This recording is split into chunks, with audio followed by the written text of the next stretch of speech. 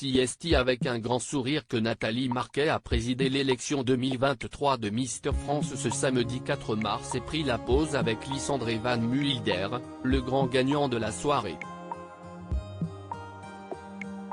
Dans une longue et ravissante robe noire moulante, assortie à une petite veste en cuir, elle a vu le jeune homme succéder à Lenita Borel, vainqueur de l'édition 2022, note de la rédaction, en s'imposant face aux 28 autres candidats.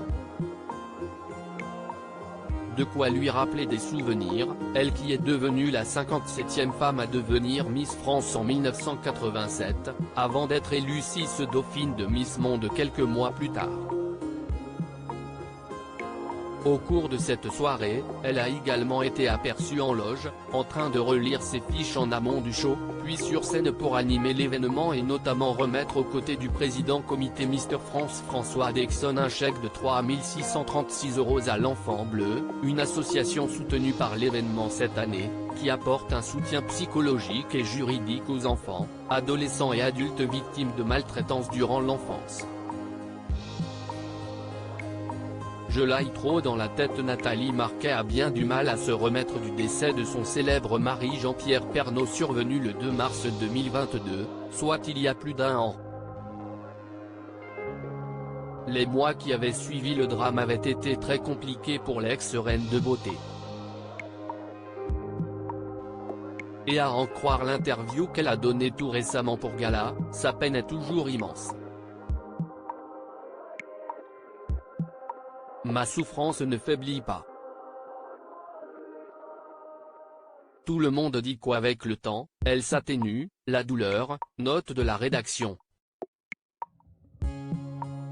Pour l'instant, je ne trouve pas.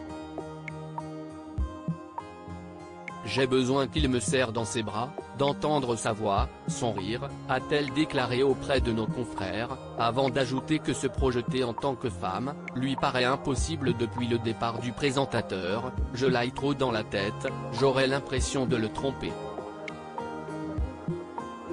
Elle est également toujours en colère de la manière dont il est parti.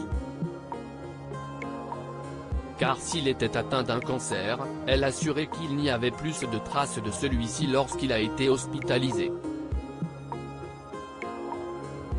Elle se demande alors si ce ne sont pas plutôt des mauvais choix médicaux qui sont à l'origine de cette tragique disparition.